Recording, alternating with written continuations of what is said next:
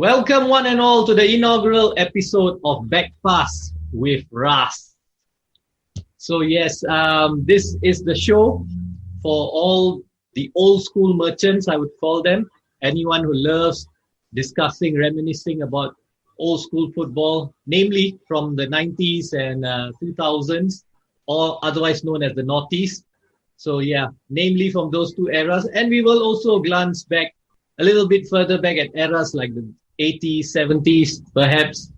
So I'm not alone in this week's show. I've got a guest with me. I've got Suresh Kannan, who, first of all, he was the one that taught me the ropes of the business at D2D Sports, the business of running amateur football and futsal leagues and events. Became good friends as well. And then he also so happens to be a former S-League player. So for those of you who are not based in Singapore, S-League is the name of, or was the name of the professional football league in Singapore. Now it's known as the Singapore Premier League because Singapore loves the Premier League. So yeah, anyways, that's just regressing. Welcome on the show, Suresh Kannan. Rasinda, thank you very much for having me. It's a pleasure. It's an honor to be in your first inaugural podcast, right? I'm glad to be on this journey with you, and yeah, let's get on with it, man. It's exciting. Okay, before we go any further, can you just please share with the guests which S-League clubs do you play for, and from which year to which year? Yeah, so I started off with the youth team in Home United. This was way back in year 2000, somewhat 20 years ago already. So we started off playing. Yeah, so it was a journey where it took me from the under 16 team until the under 18 team, and we enjoyed relative success in the under 18s. Was called up once for the national call up. For the under 18 group. 18 level. Yes, at the under 18 level. Mm-hmm. And then I went on to play for, probably this is the bulk of my football career was played with the then Marine Castle. And then further on, it went on to be renamed as Sengkang Marine. So I played Prime League over there for a couple of years and then broke into the S-League team, played a year there.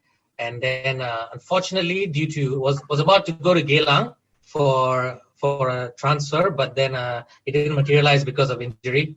And so I had to bow out because of that. But overall, I think the period that I was in the S-League was very competitive. I think we had some really, locally as well as internationally, we had people like Ekma Goncalves from Home United, Perez Olivero, local strikers like Mazirizwan Masturi. I don't know whether these names are still around.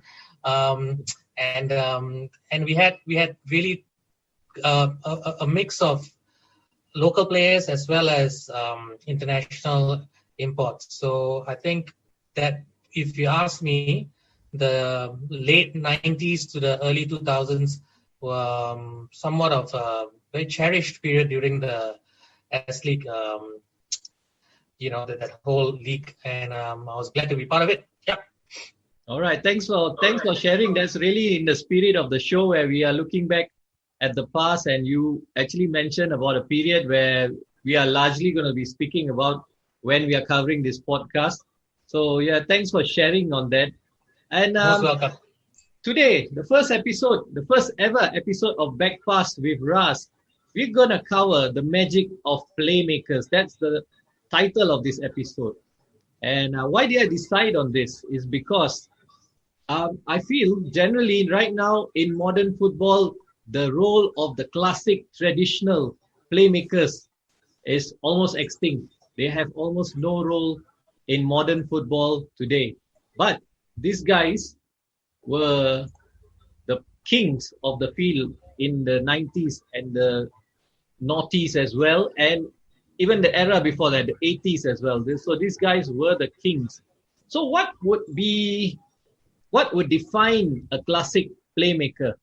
What would define a classic playmaker for you, Suresh? Let me ask you that first before I give my views. Okay, I think for me, the word playmaker, right, it holds a lot of significance in terms of the play itself, because based on what I understand, a playmaker sometimes can make or break a game, right? Yes. And most teams, we're talking about the Northeast, right? Like you mentioned. Yeah, 90s and Northeast. Yeah, exactly. So it would have been a situation where the team plays around that person, or that person is the team is actually surrounded by this one player, or he's the one who's creating most of the chances, and it's formed after him, right? Yeah. So we've got stellar players. I mean, let's not get mentioned into name, but the definition of that role for me would probably be someone to bridge midfield as well as your number 9, like a striker, right? So this guy is the one who's going to give you the true balls. This guy is the one who's going to be executing your free kicks and high level of flair, right? We're looking at someone that can actually hold on to the ball and deliver that killer blow, killer pass that's going to split the defense. Now, for a defender, me being a defender, it's the worst nightmare, because you don't know where you want to go, because you step out of your comfort zone to mark him, or you stay back with the number 9. So this is where it becomes complicated. But then, like you mentioned so aptly earlier, I think the role of the playmaker has diminished in recent times. Yeah. But here we are to reminisce. Yes. So, yeah. I think you got the definition almost similar to mine, almost spot on. In definition, I think if I were to get more descriptive, I think the playmaker is someone, he will be the one taking the corners, all the set pieces, the free kicks, corners, penalties. Most of the time, he'll be the one that would be dribbling past players to either set up his teammate or score a goal himself. Or, when absolutely right. The game is really tight, as you mentioned, the through ball for the striker to score, or scoring a great, stupendous goal that you wouldn't have thought would have been possible, something from long range, from nowhere, from a tight angle, a player with flair, as you said, with the flicks and the tricks and all that, So I think that would define the classic playmaker. And also, do not forget, I think most of the time in the 90s and the Northeast, the playmaker was defined by the jersey number. So the jersey number 10, most of the time belonged to that player, the playmaker. So he was the heart and soul of the team. He either make or break the team. It's either, if he does well, fantastic. If he doesn't, if you mark him out, you more or less know, okay, we have a chance to win this game. So that was how it was in the 90s and Northeast. Right? Totally agree. Okay, so getting back to your career again, I would like to touch on this. I would like to know any players that impressed you as a teammate in that role, in that playmaker role, and anyone that impressed you as an opposition player. Could you name some of the players that you have faced? Yeah, so this question, right, it's pretty, I think from the clubs that I played for, fortunately or unfortunately, we played a very flat 4-4-2.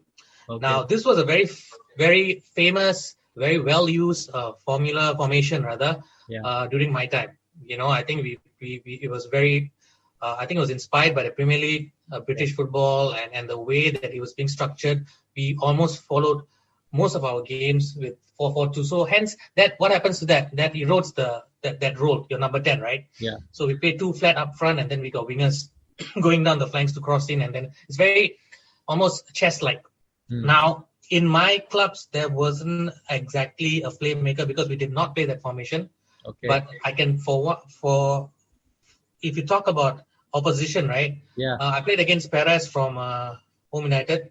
This was like a exhibition match. It wasn't even a full-fledged match, and I could see that it was just very difficult. It's confusing. Who do you mark? He was so good with the ball. He was very composed. And of course, you may argue that it's an exhibition match. Yeah, you take it easy. But then you see snippets of a player, even at his best, when he's very relaxed.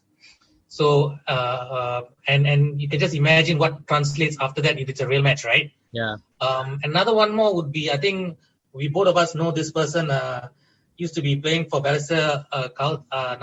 Then it was called Balestier United. Now it's Balestier Khalsa.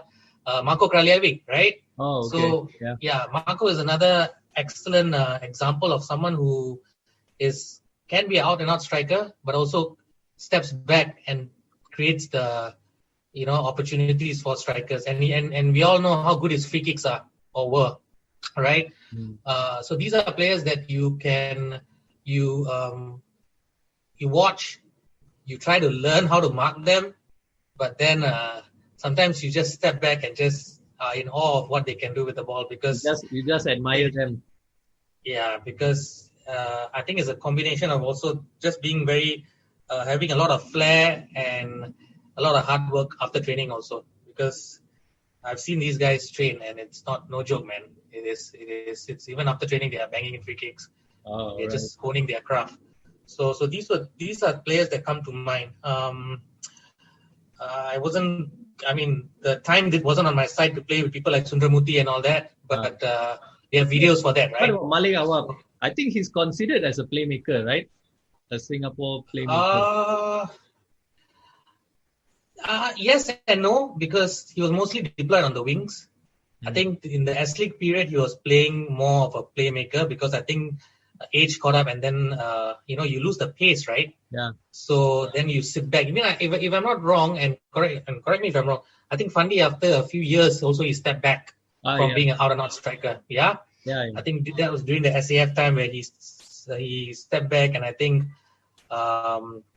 the strikers took on a more leading charge with that. So it has to do a lot with age and just pure experience and yeah. So I would say these guys are actually a different breed of players, because it takes a certain amount of skill to do that at a high level. So yeah, I mean, these are players that come to mind when I was playing. Yeah. Thanks for sharing, Suresh. That's very nice to know.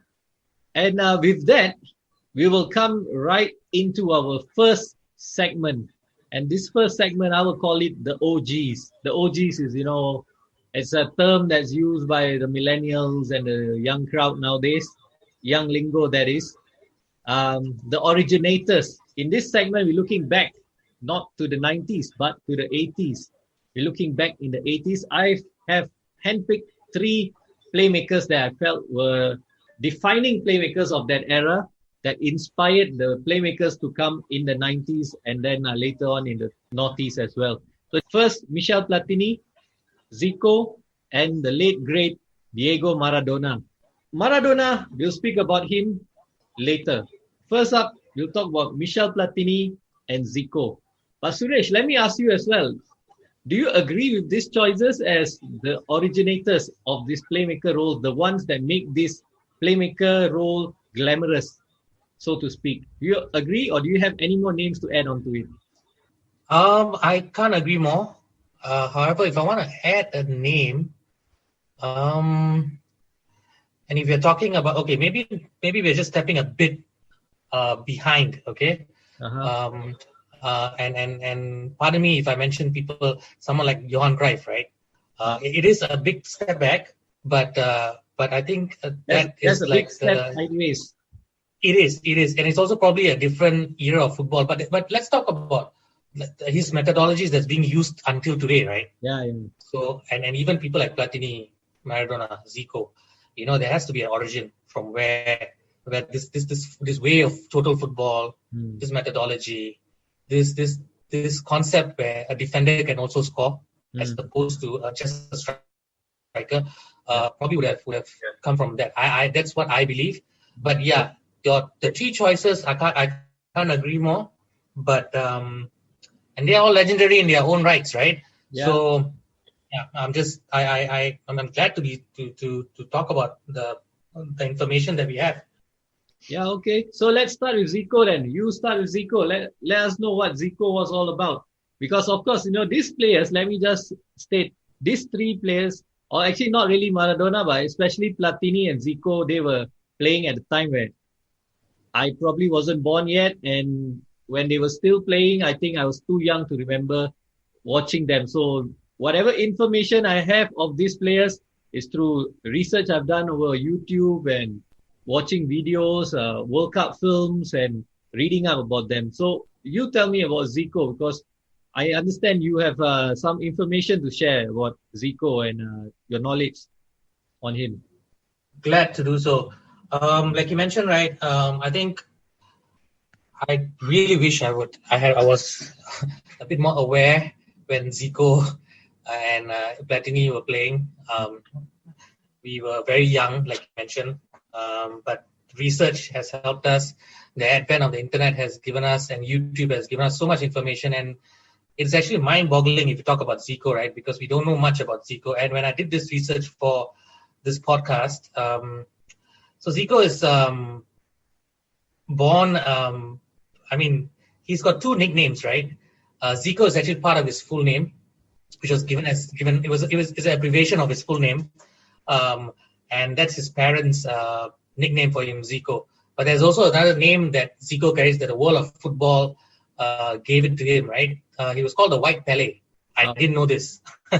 Zico was known as the White Pele. He turned professional in 1971, and the interesting thing about this person, right? 1971, he turned professional, and he was playing for Flamengo, and there was a change of coach, and he wasn't able to make it to the first team because the coach didn't favor him. He was too small, almost similar to what Lionel Messi went through. So through hard work and determination, and also a lot of work on the gym, I think, his youth coach promoted him to the first team because the youth coach finally came up to be a first team coach. Okay, so now the long and short is that in 1976, 5 years into a professional in the Brazil Championship, he scored 14 goals in 19 games. Okay. This stat is mind blowing.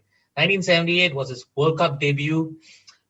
He was mostly on the subs because we're talking about people like Socrates, Falcao, Tostao, and all these players are all in that squad. 1982 was his big break. Of course, 1982 is my favorite year because my favorite team, Italy, won the World Cup. Mine. Yours too. So this was, let's not talk about the World Cup itself, but let's talk about his record before the World Cup, right? This is another amazing stat.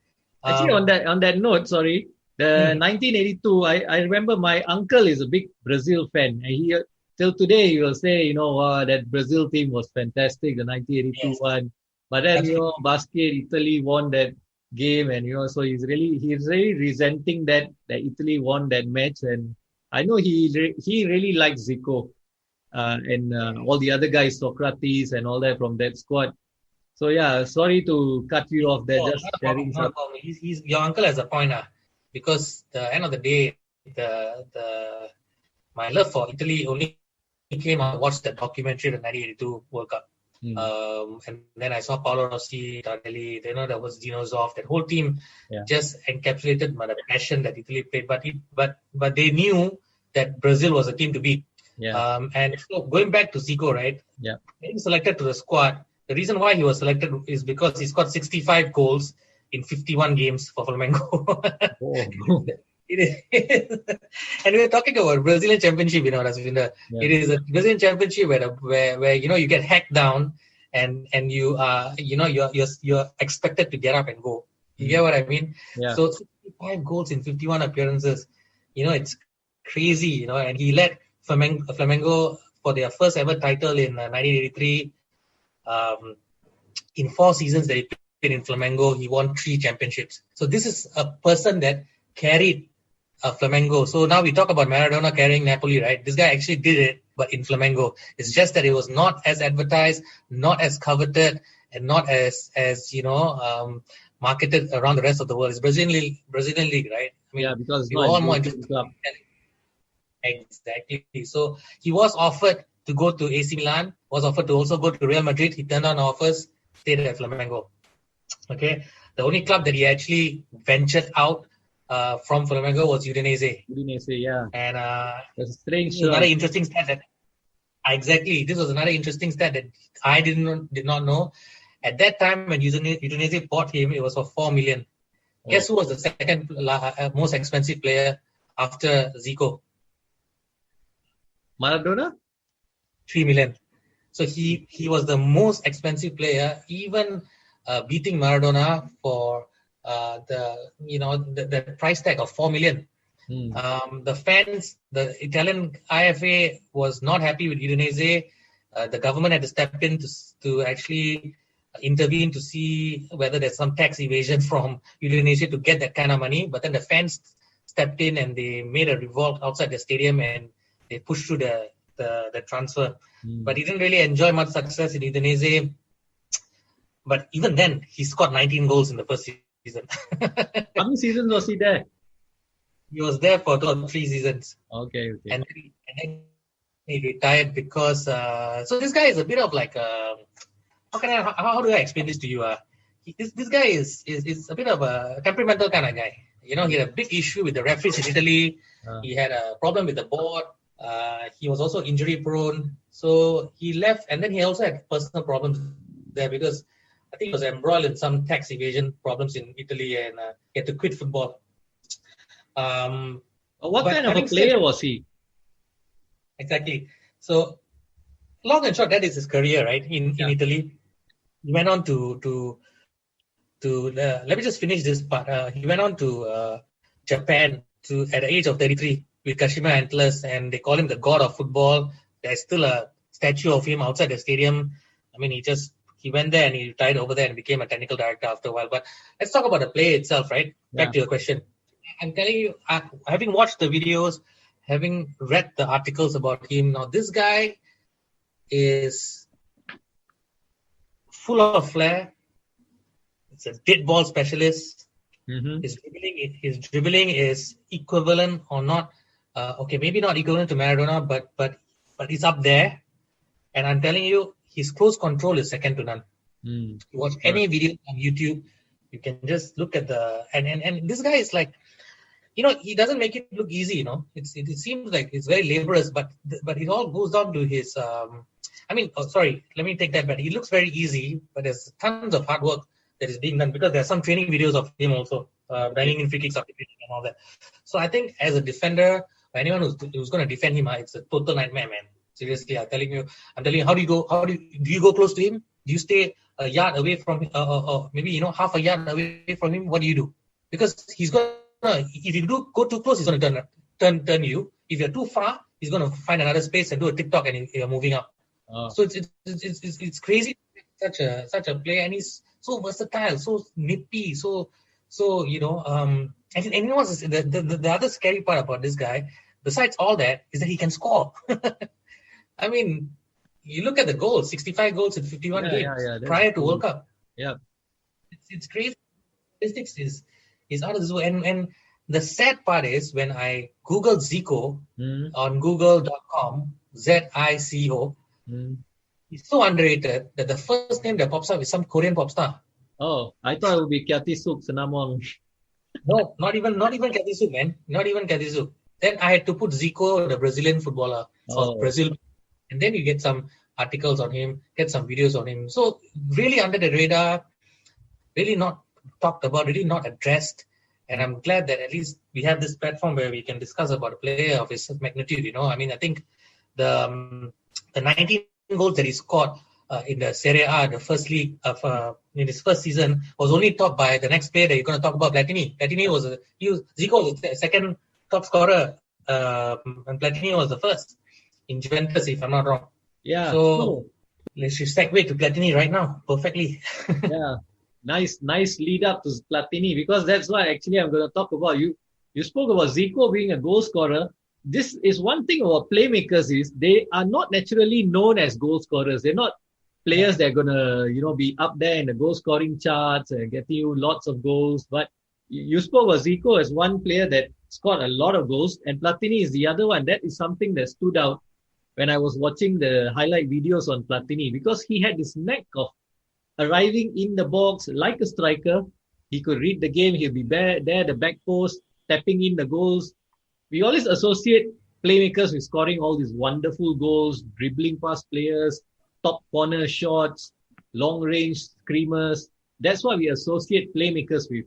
But Platini was scoring these tap-ins, headers, and he scored quite a number of goals. So he was Serie A top scorer for 3 seasons in a row. So for a playmaker, that's very impressive. And besides that, the other thing that stood out for me was on the pitch, you could see he was a leader. Even from highlights videos, you could see he was a leader. So I watched the 1986 World Cup film. I watched some highlights from the 1984 European Championships, which France won.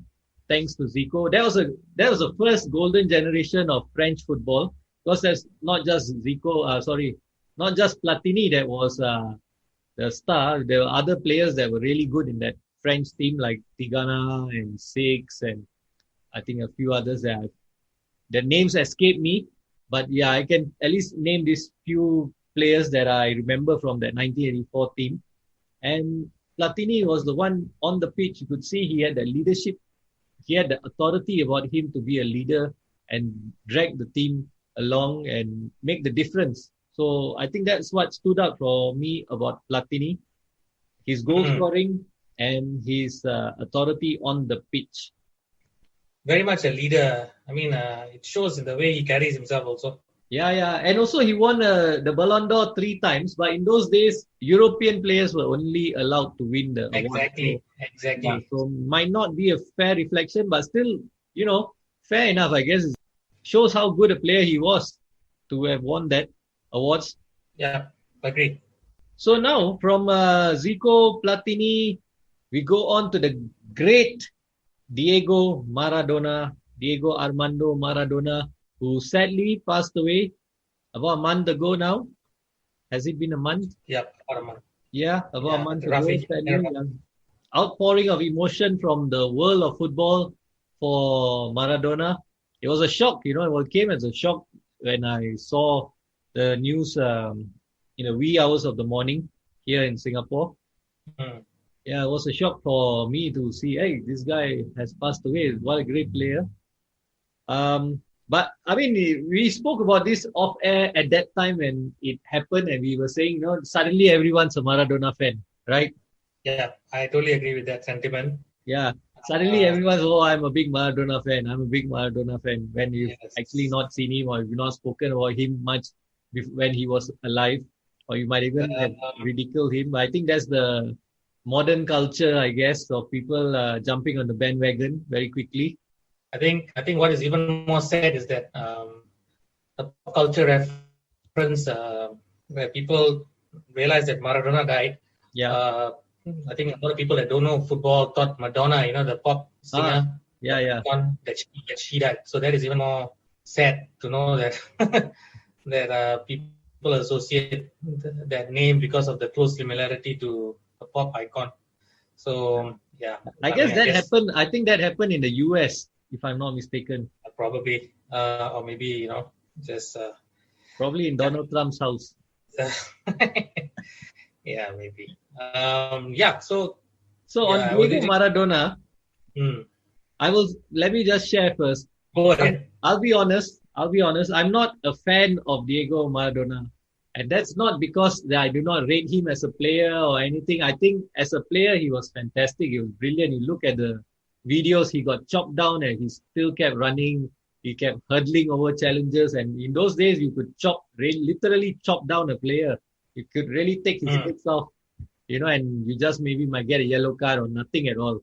You could get away with fouls like that in those days.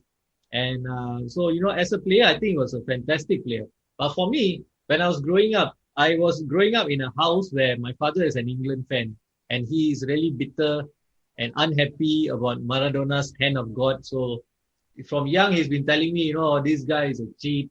He used his hand. Where can you score with your hand and call it the hand of God?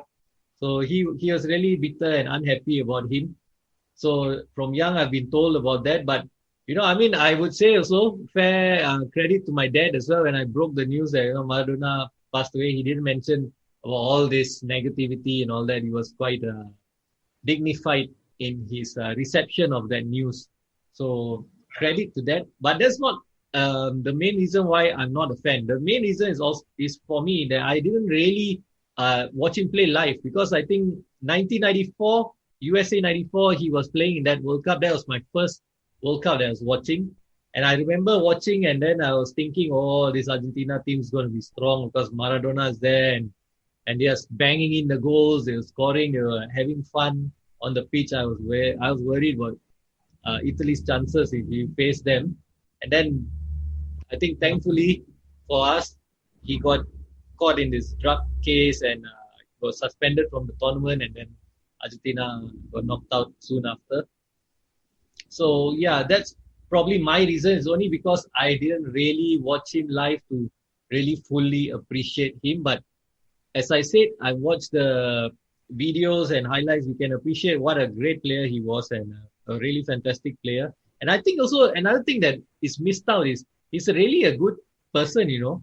I mean, there's a lot of negativity around Maradona with all his scandals and drug abuse and whatever, but he's a really nice person. Because a lot of times you see videos of ex-players meeting up with him and all that, and it's very cordial. And even if it's an English player, sometimes I've seen video of Peter Reid meeting him. There's obviously a language barrier, but you know, he still tries to interact with him, and there's no animosity between Peter Reid and Maradona on for what happened in 1986 and all that. So I think he's also actually a really people's person, I would say. So yes, over to you now, Suresh. I think for me, Maradona is somewhat symbolic in the early years of playing football, and this I'm going back to my even before even playing in any league or turning professional. So I grew up in this neighborhood called the Fair Park, right? Yeah. So there's a huge amount of people that play football there, and we all fanatics, right? Every time at 4:00, the Fair Park Stadium, the Fair Park grounds will all be filled with kids my age, adults, all playing together. Some of them will be using the goalpost. Some of them are very famous to use the dustbin as the goalpost, right? So whenever you strike the dustbin, you goal lah, you know. They call it tong lah. Yeah. So you hit the tong and then you score. Okay, 1-0, you know, whatever. So this particular boots that my uncle had was the Puma King boots. Okay. And then it was almost taboo for us to touch that boots because only my uncle wore that boots to play in Fair Park. Okay. And then I realized that, and he was quite a good player himself. And then I realized that through these boots, why is it so, you know, what is so good about these boots? And then he said that the best player in the world is wearing these boots. So that's why I want to be like him. So I buy these boots and I play.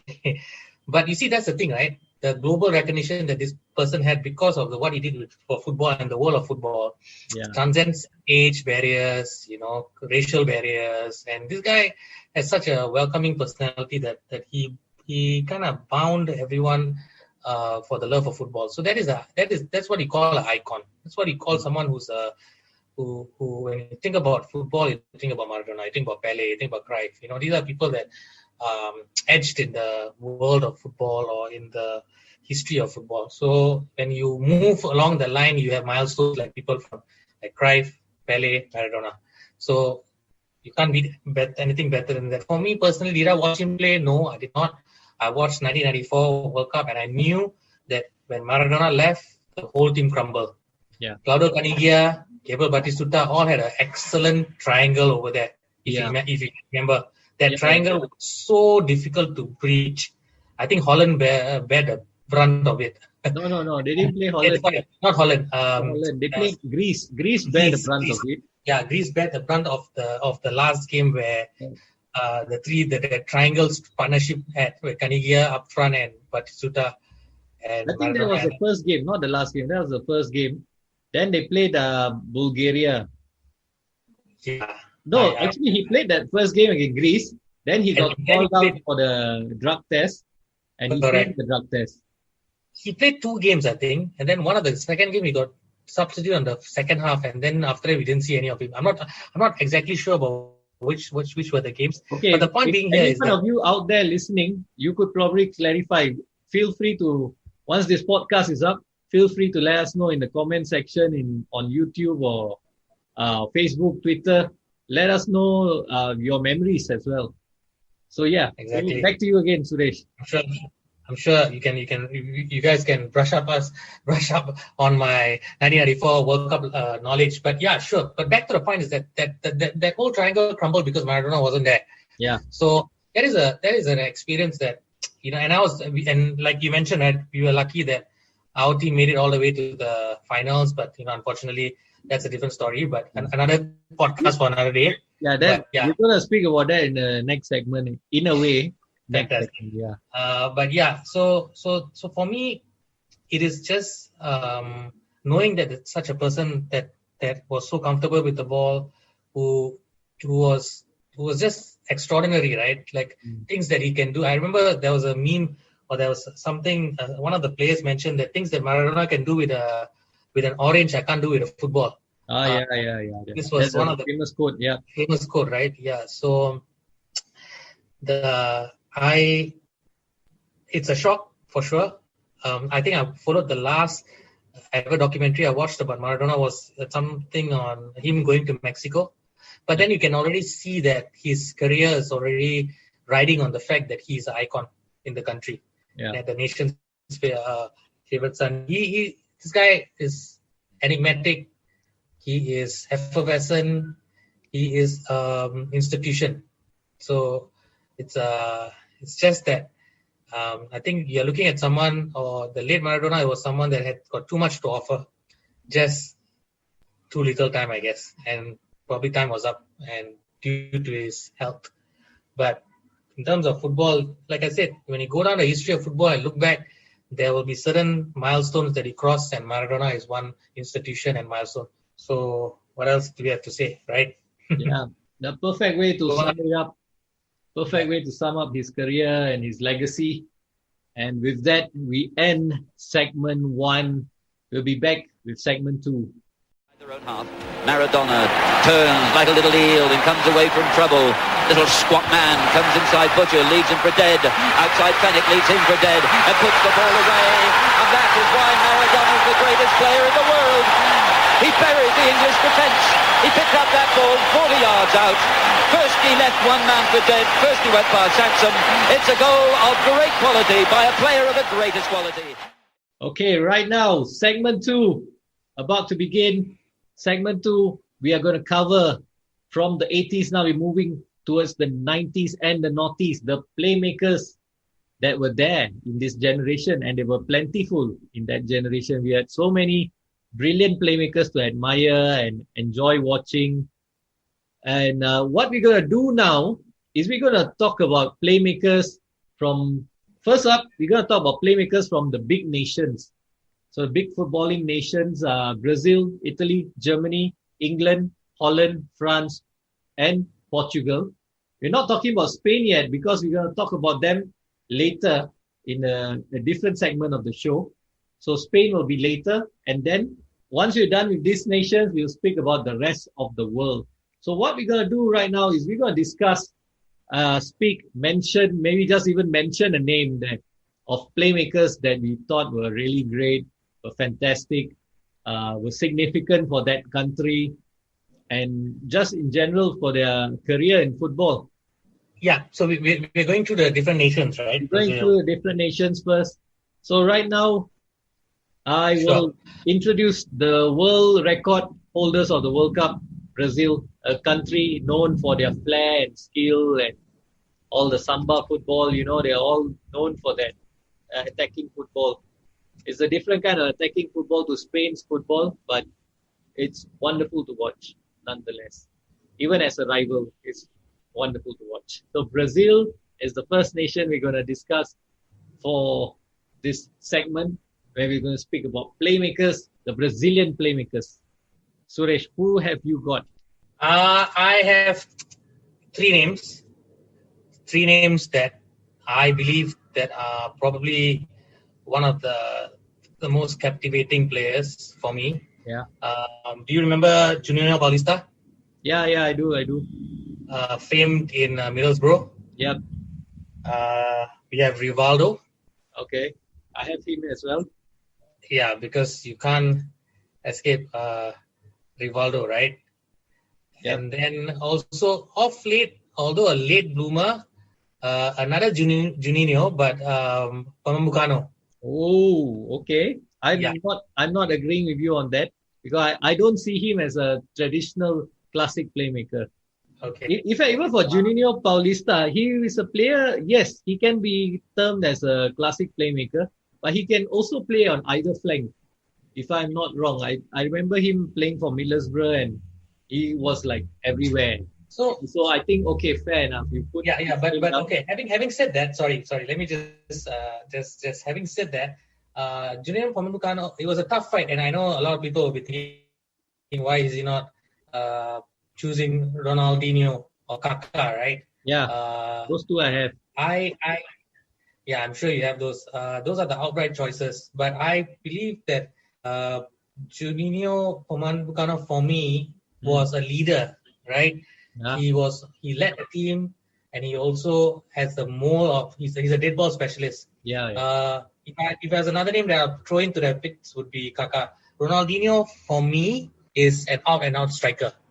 He cuts in. He's almost like a Thierry Henry, but on steroids, right? Because that guy is just out of this world. I mean, you cannot. So you see a playmaker. He's on steroids, but yeah, you can say he's out of this world. But yeah, alien maybe. Yeah, I'm saying that this guy you can just pluck him anywhere and just put him on the ground. He can be end to end and he can do almost every position except defending probably. But you can't ask him to defend. No. Yeah, so this is where I picked these players. Yep. Okay, I've got one name, Rai. Remember Rai? Yep. He's correct. I remember. Socrates' brother. Yep. Yeah. But actually, Rai, he's if I look at Rai, I would associate him with the Brazilian national team. It's a fun fact that he actually he was part of the 1994 World Cup winning team. He was their captain. He played all the way till the group stage and then he disappeared.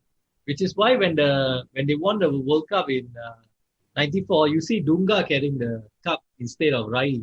Actually, Rai was the captain. Oh.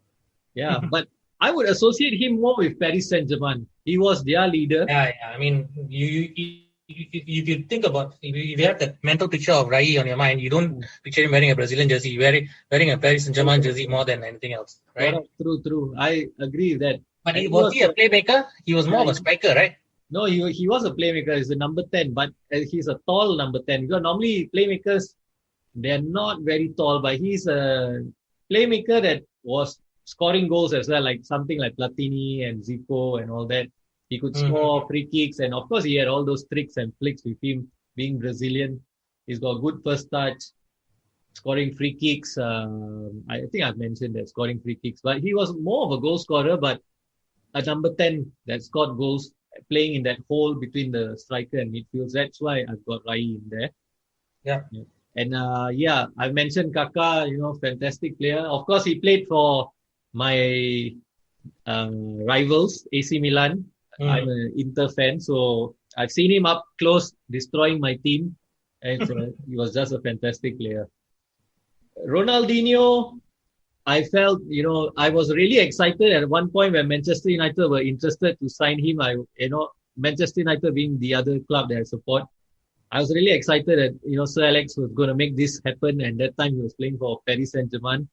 And unfortunately, it just turned out, went south and he went to Barcelona. Yeah, very sad. Yeah, so that would have been a dream signing, Ronaldinho for Manchester United. Ronaldinho was a player, what I like about him was always that he played with a smile on his face, that flicks, the tricks. It's just like he was playing on the park. Crazy. Yeah. It'd be a nightmare to mark this guy. Yeah, correct. You can't, even when he was his powers were dwindling, I think even then you could see that if he wanted to, he could just turn it on for a brief moment and he'll beat you and then he'll go back in the relaxed mode again. And, that shows what a great player he was. Madness. Yeah, it's just out of this world, man. Yeah. And Juninho Pernambucano, I have him for a later segment. So I will speak about him later. So that is the Brazilian playmakers. Now going on to our favorite country, Italy. Yep. Yeah, Italy. We have an obvious favorite. Yes. Us, we know who our favorite is. We're not going to talk about him first. Let's not talk about him first. We'll talk about others. The obvious ones, Del Piero, Alessandro Del Piero, Francesco Totti. I think these two were lucky to have won the World Cup in 2006, something the generations before. I would argue that the generations before were probably more talented, had a more talented squad, I would say, but unfortunate not to have won it. But these guys won it, and kudos to them. Yeah. I felt both players, for Italy at international tournaments, I felt both underperformed. Totti at least had a very good Euro 2000, but Del Piero, I think, underperformed. But generally, if you look at their career, I think we would associate them with their clubs more than the national team because they had fantastic club careers, especially Del Piero. He won so much with Juventus. Yeah, Del Piero Yeah. did not shine in the international stage for sure. That one, a lot was expected out of him. Yeah, true. And Totti, known for his loyalty to Roma. He could have gone to so many different clubs and won more, but he did not. He stayed with his boyhood club, stayed with them till the end, and he didn't win much in his career, in his club level, but you could see what a great player he was as well. Legend nonetheless. Yep. Yeah. One underrated player, I would say, from the 90s, Roberto Mancini, the current Italy coach. What do you think about that? Of course. I think Mancini, he's also another dead ball specialist, no? Yeah. Very clever as well. Very clever on the ball. And for a country like Italy, that's known for defensive football, actually Italy did produce quite a number of these brilliant flair players. I think his fame was in Sampdoria most of his career. Yeah. You're right. Sampdoria and then Lazio as well. Lazio, He correct. didn't get much of a look in the national team because of certain players that we haven't mentioned yet. Yeah. But yeah. So for me personally, I mean, aside from the obvious, I had beside the great, who, and then I actually feel that Pirlo should be also mentioned as a playmaker. You may argue it's otherwise because he's sitting so back he's like sitting back almost like right now what Paul Pogba is doing, right? He's a defense DM, but then he's also creating. Sorry? What a comparison. No, I mean, I'm talking about the position, not the player, because that's pale in comparison, right? We're talking about Pirlo, who sits back almost like a DM, but then he moves forward and creates the play. So will that be considered a playmaker? Yes, but I'm going to talk. He's going to be mentioned in another segment. I'll have him there in the other segment. I have him in my list because I believe that he is a playmaker. He actually started as a playmaker, as a number 10. Yeah. He was playing at Inter and he was playing in that position as a playmaker and number 10. Didn't quite make it there. But yeah, I got to mention him later.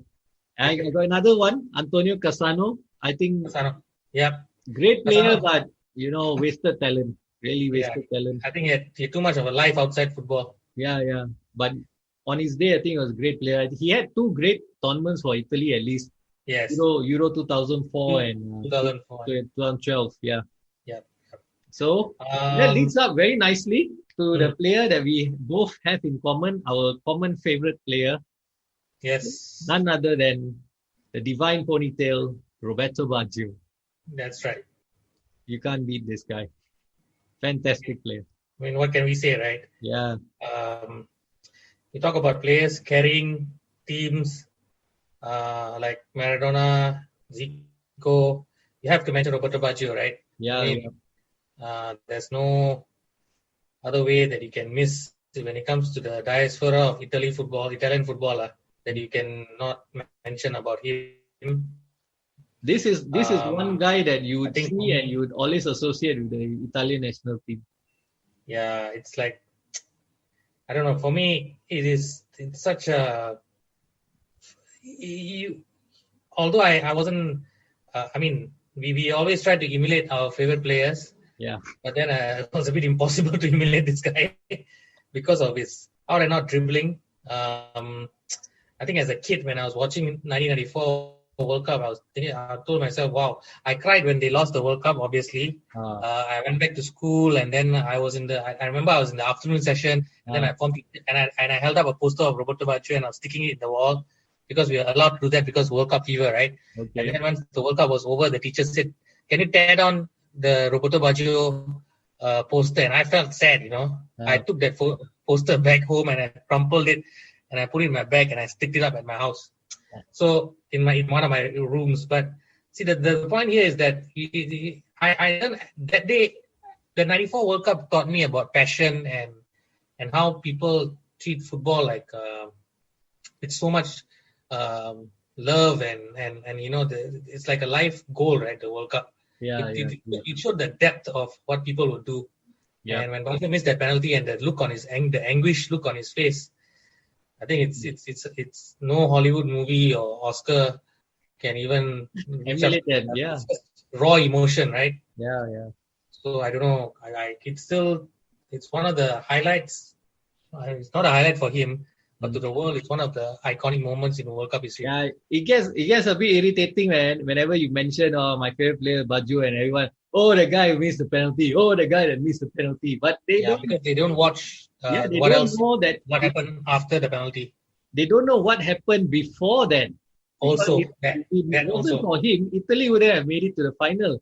Exactly. So we spoke about. A lot mentioned about Argentina winning the 1986 World Cup thanks to Maradona's brilliance. He carrying the Argentina team to the glory. Yeah. Roberto Baggio nearly did it. So obviously this is the nearly ifs and buts don't work in this world, but yeah, that was the closest I think anyone got to carrying a team towards World Cup glory. That game against Nigeria, do you remember? Yeah, I do. What a game. Yeah. Man. What? Actually, I didn't watch that game. I watched it in time because in those days I didn't have alarm, I had to sneak out of the room to go and watch the games in early hours of the morning and all. So I woke up just in time to just watch him score that equalizing goal. And before that, he had a quite poor tournament. He was much criticized. He didn't score. After that game, he flipped. I think. I watched back that video during this lockdown period. I watched back the full match on FIFA TV on YouTube, and I watched that game, and he was actually quite anonymous in that game until he scored, and then that felt like the world, the weight of the world has been lifted off his shoulders. That's right. Just waiting to get that goal out. Yeah. After that, everything was just so easy, right? Yeah. Then the defenders started to take notice that, oh wow. And also Zola played pretty well, in that World Cup. Yes, Zola. He was just overshadowed by Baggio. Yeah. He was overshadowed by Baggio. Zola was unfairly sent off in the Nigeria game. But Zola was another fantastic playmaker. Yeah, that's another excellent player. Yeah. On the mold of Maradona, remember? Because they were in Napoli, right? Correct. True. Yeah. He did well, but unfortunately he was also the fall guy because he missed the penalty in Euro 96 against Germany. Had he scored that, Italy would have progressed. Yes. That's right. So he became the fall guy there. And because of a player like Roberto Baggio, that's why players like Mancini, Zola, they didn't get much of a look into the national team at that time. Yeah. And I would also argue that maybe players like Totti and Del Piero, they probably needed that moment, that Nigeria kind of moment where Baggio had, which lifted the pressure off their shoulders and really show who they really are at the world stage. So I think they missed that moment. I think at that point, Arrigo Sacchi also was behind Baggio quite a lot. Yeah. Not wrong. So I think it also depends on the coach and the way they played. Italy, if you remember, they were playing towards Baggio. Yeah. I mean, the feet was always if you notice, it was very streamlined towards where he was. Yeah. So, and then he was creating. And then remember, you see, that's why we tend to forget players like Giuseppe Signori. Yes. Who's another, prolific striker in Lazio. I think he partnered Alan Boxic in the up front. Yeah. As well. Yeah, it's crazy. So because we all love Baggio, but there are so many other people that went unfairly. Rarely went under the radar because of such a huge player like Baggio and the way the things that he could single-handedly do in games. Okay, let's just move on now because it's not the Baggio show, it's the Playmaker show. We got a bit carried away there, sorry. Yeah. So now moving on, let's go to Germany. Who we've got for Germany? Germany is a bit of an interesting team. I honestly, if you ask me, it's more of the current crop of players. I got Lothar Matthäus. Lothar Matthäus, yeah. I have Lothar Matthäus. I do have. But you see, again, this is like, is he a playmaker? Would Franz Beckenbauer be a playmaker also? No, You know? yeah, Franz Beckenbauer is a libero. I think when we properly started watching football, I think at that point Lothar Matthäus was more of a sweeper already, rather than Exactly. number 10. So was he? So, but he was still creating plays. He was still creating runs. You get what I mean? Yes. But Yeah. So now, when I was watching his videos, I noticed one thing about Lothar Matthäus. He carried the ball a lot. So he got the ball. He had these driving runs from midfield. He had these great shots, fantastic shots from long range. He did, and he was a very good defensive, attacking midfielder, if you could call it in that way. Because he timed his tackles very well. He tackled well. He read the game well, so he could cut out the game and then make the run forward. So yeah, I understand. Germany in those days, they were playing in a much different style of football, more conservative than they do now. So I understand where you're coming from. But in that same mode, right? You must understand that after Lothar Matthäus, there came a slew of players like Lothar Matthäus.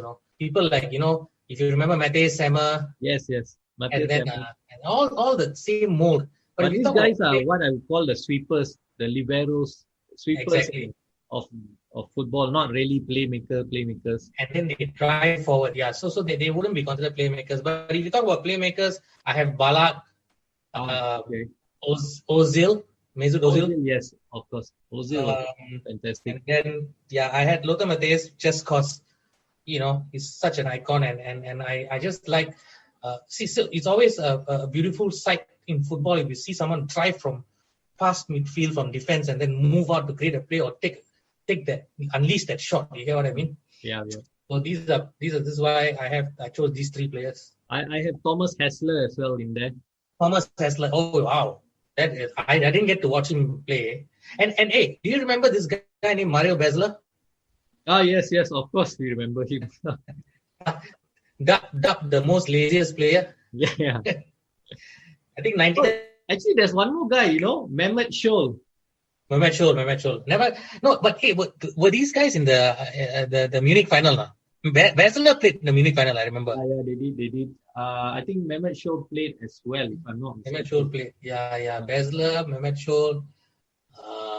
Who was it? Sami Kafour, Oliver Kahn. Yeah. Okay, don't regress. Let's get back to the point. I'm just trying to get the context of who played and who was the playmaker during that game. Scholl probably. I think it would probably be Scholl or Basler, as you said. Yeah, probably. Okay, go on. Yeah, so these are my three players. All right, so from Germany, we go to Argentina, the land of Diego Maradona. You didn't tell me who you have. Yeah, I mentioned Lothar Matthäus, Hässler, and Ozil. Oh, Ozil, okay. Yeah. So Argentina. Who you got?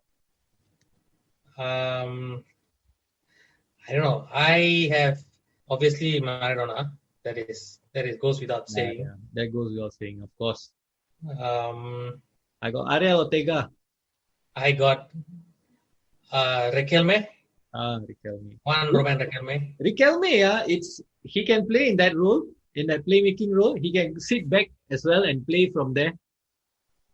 But this guy, you slot him exactly as a number 10, right? Yeah, he's fantastic. He's fantastic. What the play was. In Boca Juniors, right? So it's just crazy, man. I think in his European career, I think his most standout one was with Villarreal. Yeah, in European. And also, I left out Messi and I included Fernando Redondo. Okay, Fernando Redondo. Okay. I don't know, man. For me, that's a good shout. This guy is another classic player. Yeah. Simple, no nonsense, super effective. Yeah, but he's got a swagger also. That guy, Again, that one again, I'm gonna put it in a different role.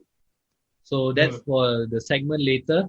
I would have I have Messi, of course. I have Ariel Ortega, Pablo Aimar. Yeah. Pablo Aimar. Yeah. Agreed. And of course, Riquelme is common. Hmm. So from Argentina, let's go to England. England. England. Football's coming home. It's It's coming home. home. It's never coming home. Oh, that was so sad. The Euro 96, so sad. I really wanted England to win that one. But okay, England, I've got Paul Gascoigne. You can't Of course, beat man, Gaza. Paul Gascoigne. What a player. Paul Gascoigne. Let's see. How Sheringham. about Teddy Sheringham? Teddy Sheringham, a very intelligent player. Yeah, great playmaker. And of course, we can't forget Matt the Dizier. Oh, okay. You went a bit off stream there. No, I don't think it's off. I think this guy is not he's a playmaker as well as a goal scorer, dead ball specialist. Penalty. I don't think he's ever missed a penalty. Has he missed a penalty? Guys, whoever's watching the show, listening to this podcast, please correct me if I'm wrong. I don't know if he missed a penalty. We can definitely go and dig up the stats, but as far as my knowledge serves me right, I don't think he's missed any penalties. Okay. He's what do you call unglamorous playmaker? Because he hardly played for the England national team. But he underperformed, right? Yeah. He played for a less fancy club team called Southampton. Yep. Yeah, not one of the big teams in England and didn't play in Europe. So he goes under the radar. Unless you watch English football, then you would know him. I have Wayne Rooney as well. Playmaker? Really? Yeah, Rooney. Interesting. I don't know if I would call him a playmaker, but sure. Rooney, I know he's all over the park. Yeah. Yeah, but I think maybe it could be sentimental reasons that I have him there, but I have him there. Okay, from England we go to Holland. This is like, we're doing Miss Universe. Next up, Miss Holland. Miss Holland, Robin van Persie, Dennis Bergkamp. Same. Of course, Dennis Bergkamp. And then Flying Dutchman. Sorry, the Flying Dutchman. That's his nickname, right? Yeah, the non-Flying Dutchman. And then yes, Arjen Robben.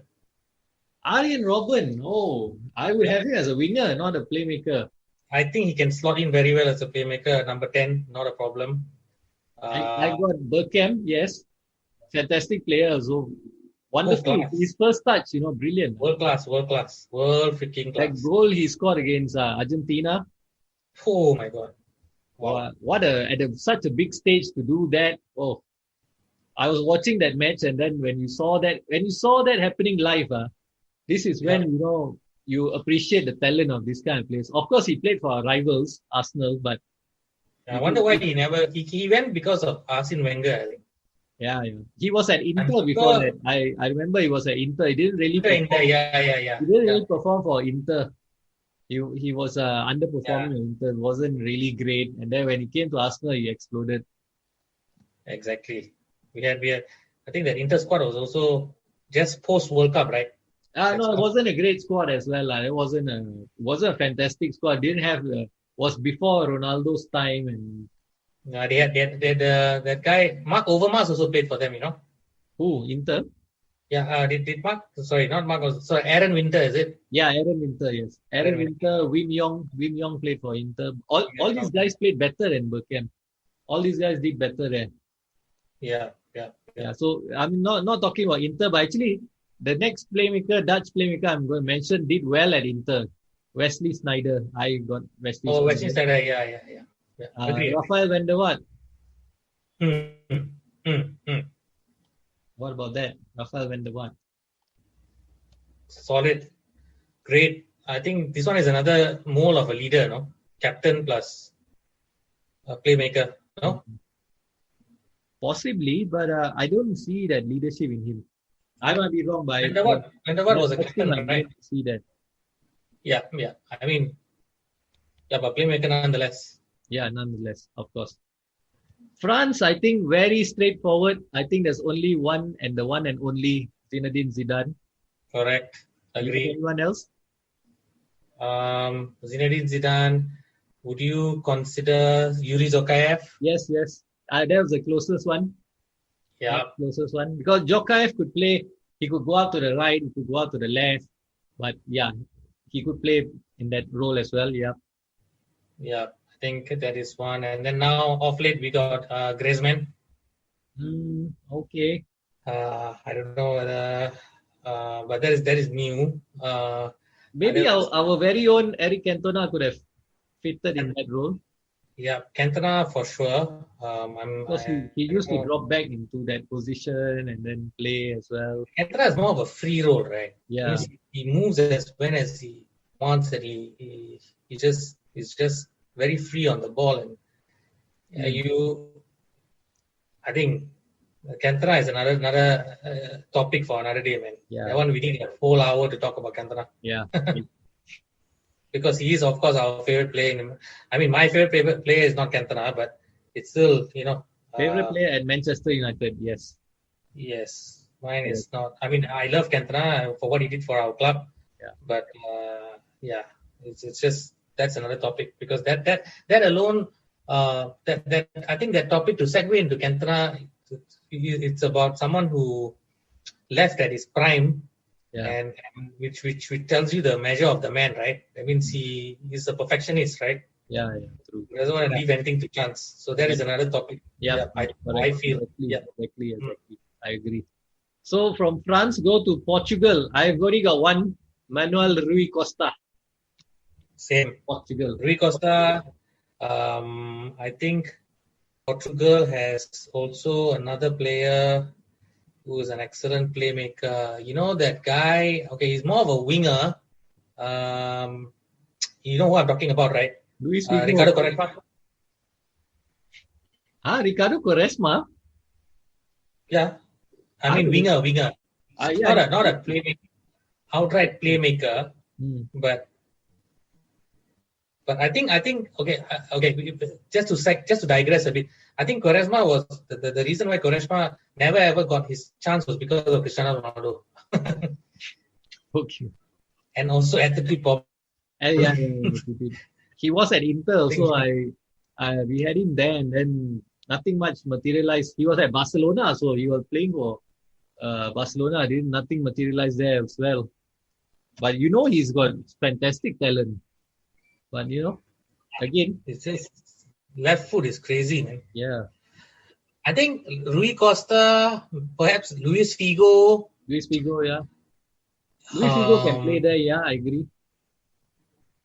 Yeah, players like such quality, right? And also this, can't remember this, was a very, what is that guy? Also very good at free kicks.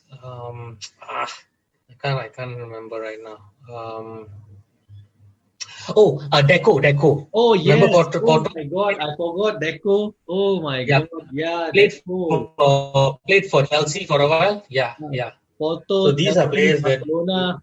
Oh my God. Exactly. Deco. Oh yes, that was a fantastic player as well. Yeah. Brazilian one, but yeah, Portuguese. Great player. I mean, we can go down the list, man. Now it's all coming back to me. You got Simao. Simao Sabrosa, I think more winger than playmaker. Yeah. All probably step in. Simao. João Moutinho, Yeah, João Moutinho from today's football, Yeah. Okay. Yeah, that's it, man. Okay, that's it from the big nations. Let's move on to the other nations.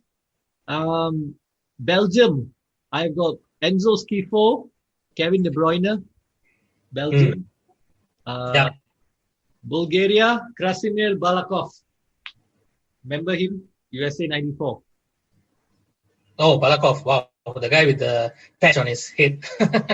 With the what? Patch on his head? The one he has got one patch of hair on his bald head, right? Jordan Lechkov. Oh, Jordan Lechkov. Okay, I got Balakov is the one with the curly hair. Right. It's been a while, these names.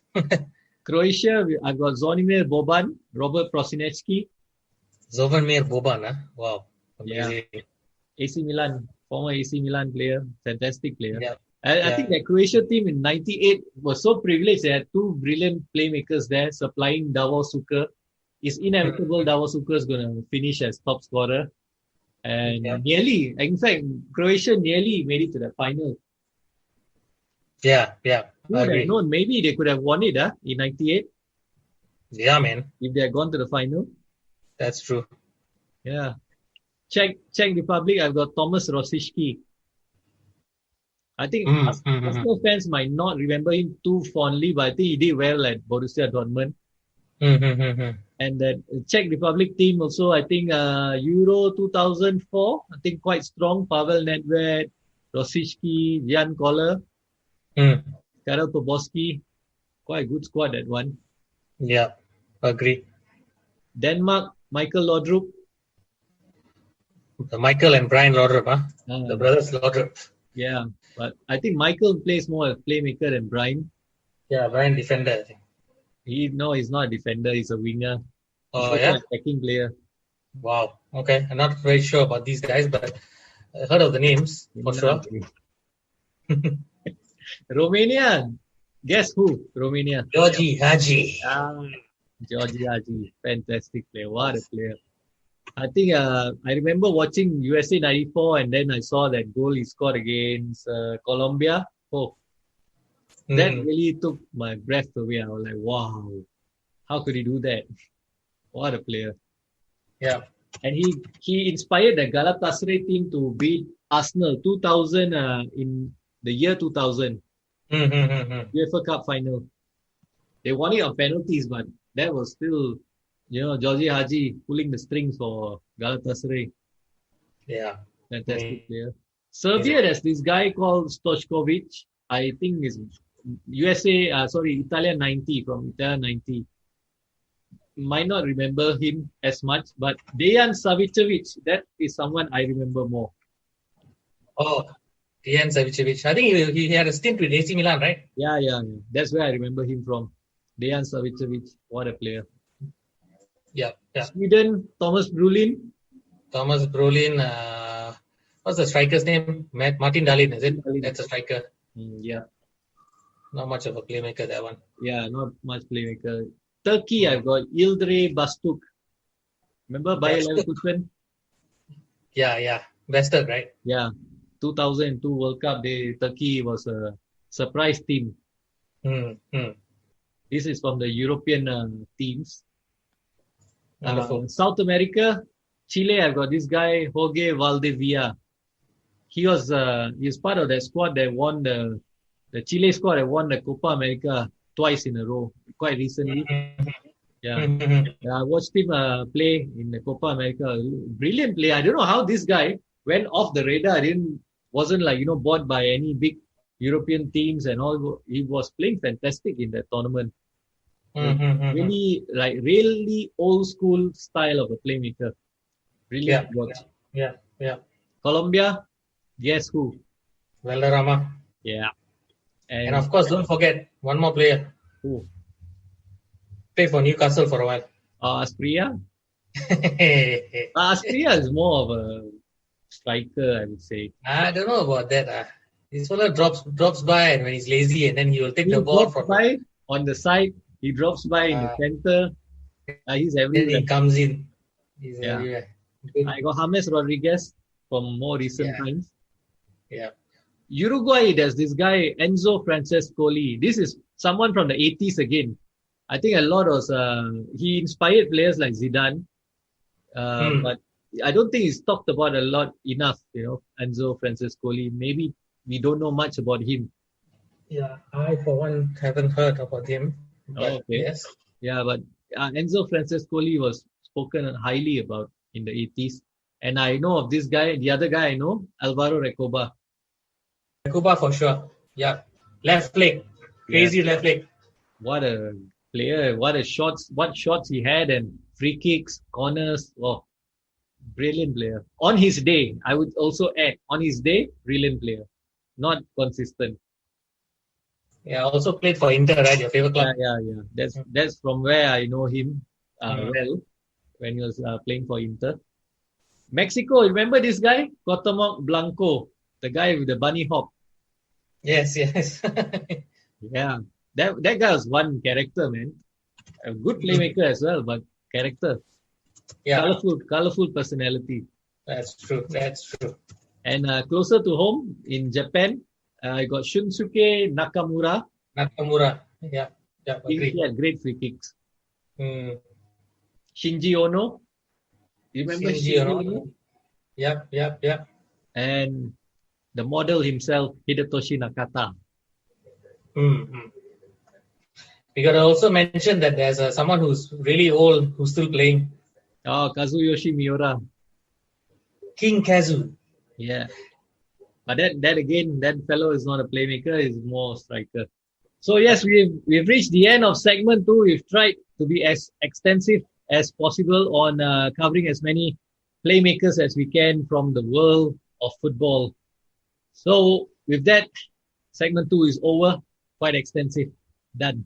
Giannini. The ball pushed up for offside, the Czechs. It actually is in an offside position if it's delivered to him yet. But still, Badger. Oh yes. Oh yes. Oh yes. What a goal by Badger!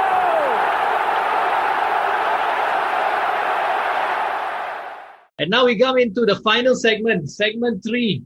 And this is where we're going to speak about inverted playmakers. That's where, players that are considered deep-lying playmakers. This is what we're going to discuss right now. Suresh, you mentioned quite a few players earlier on. Andrea Pirlo and Redondo, Fernando Redondo and all that. These guys, even Juninho Pernambucano, these guys are what I would call deep-lying playmakers. These are the guys that played further back, not in the hole between striker and midfield, but they still dictated play. They were the main guys that were creating the play all over the park. And so these are the guys I would mention. Andrea Pirlo will be one. Toni Kroos from Germany. Michael Carrick, our very own Michael Carrick. Yep. Paul Scholes, when he got older, I think he played that role quite well as well. Yeah. Luka Modric, and you've mentioned Juninho Pernambucano, Redondo. I would call him an Italian name, Demetrio Albertini. Yeah. Dino Baggio? No, Dino Baggio more of a box-to-box midfielder. Out and out midfielder, right? Yeah, more box-to-box rather than someone, This guy, would be like what they call a quarterback. Sit back, get the ball, you spray it left, spray it right. Probably hack people down also. Pardon? He hacks people down also. Yeah, if needed. But most of the time, these players are known to be readers of the game. They read the game and they come in, get the ball, and then they play again. So most of the time, these are what the inverted playmakers are known as. Yeah. So just shining a spotlight on all these players that played in this position, the players that made this position glamorous in the later part of the Northeast. And I think it's proceeding on to this modern football. This position of the deep lying playmaker is quite the in thing, the vogue in modern football nowadays as well. Someone who sits deep and dictates play. Right? So we didn't mention about Spain. Do you have any idea why I didn't mention about Spain earlier? Why you didn't mention about Spain? Because there are too many players to mention? Not really. Because if you think about Spanish playmakers, if you talk about classic Spanish playmakers, which players come to mind for you? Andres Iniesta, Xavi. I can't really hear you. Not very clear. Andres Iniesta. Okay. Xavi. Uh-huh. I would say also to a certain extent. Let me see. Playmakers, yeah. Got Spanish, so many. I can't even. Let me. I got Juan Mata. Yes. Juan Carlos Valeron. Ivan de la Peña. Yeah, can say that. I got Gaisca Mendieta. These are what I call the classic. Fabregas. How can you forget? Yeah, but this is where Fabregas and all this Iniesta, Xavi and all, I would put them in the inverted playmaker position. These are players that played further back, but they dictated the play. Yeah. And I think Spain in the 90s, they had made this position a bit of a glamorous thing already in Spain, because you had players like Pep Guardiola who played in that position. He was a fantastic player in that position. Do you agree? Yeah, precisely. I can hear you. Hello? Yeah, we can't really hear you. Yep. I get you. Yeah. Can you hear me? So, yeah, I was mentioning of Pep Guardiola being a playmaker and someone who made that position quite popular back in the 90s. Yeah. It wasn't so popular back then. Yeah. Another guy was Fernando Hierro. Correct. Yeah. And then, this golden generation of Spanish players, they brought about all these guys, Xavi, Iniesta, Fabregas, even to an extent, even Sergio Busquets. These are players that could play, could play the ball, they could dictate play, you're playing the through balls. And I think that's why Spain deserves a special mention because there's this crop of players that gave a different definition to playmaking. Yeah. I think they made it sexy, right? Yeah, they made it succeed. Of course, 2 European Championships, 1 World Cup, completely dominated world football in that period of time. Cannot have more sexy than that. Yeah, you can't. So that was a golden generation, and I think tip our hats to them, even though, again, they are rivals. But yeah, you got to give credit where it's due. Agreed. Okay, so before we wrap up the show, let's just name our top 5 favorite playmakers, starting with you, Suresh. Roberto Baggio, Okay. and I would say Diego Maradona. Uh-huh. I would say That's 2. Dennis Bergkamp for sure. Okay. And also we've got players like Zico, which I now have newfound respect. All right. The last one would be, of course, I will have to mention his name, Eric Cantona. I know I did not speak most about him, but then now that I realize that I made a mistake not talking about the king, I want to put him in there, slot him in there. All right. My 5 will be Roberto Baggio, Jorge Hagi, Paul Gascoigne, Ronaldinho, and Juan Roman Riquelme. Fantastic. This will be my 5. I think number 5 was actually between Riquelme and Wesley Sneijder. So I guess Riquelme by a bit. So yeah, to the end this show, the inaugural episode of Back Pass with Ras. Any last words, Suresh, on Playmakers? I think the world of football needs more players with flair. Yeah. We need to see more of that, and it just gives a different dimension to the football. We miss the glory days of. That's why this show is very important to actually relive some of the days, and know that football has different dimensions. So, talking about Playmakers, it's just another prelude of not prelude. It's also a homage to players that are individually skillful as well as can just turn the game around. Yeah. Moment. Very aptly put there, Suresh. Thank you very much for taking time out to speak to us. For those listening in, I would just say if you have any feedback, please feel free to share with us in our different platforms, Facebook, Twitter, YouTube. Please feel free to share your feedback. And if you want to participate in discussion, even though we've already recorded the show, feel free to voice your opinions, no problems at all whatsoever. Voice your opinions. I will get in touch with you on those platforms, any of those platforms, and we'll have a discussion. I'll share my views, comment as well. I hope you enjoyed this episode, The Magic of Playmakers. This is me, Ras, signing out. And I would also mention, I hope you enjoy the intro music because it doesn't get more 90s than that intro music. Suresh, thank you very much. Totally appreciate it, Aswinda. Thank you. Thanks for having me. Participating as well. Thanks for having me. Welcome. Peace. Ciao. Bye. Bye.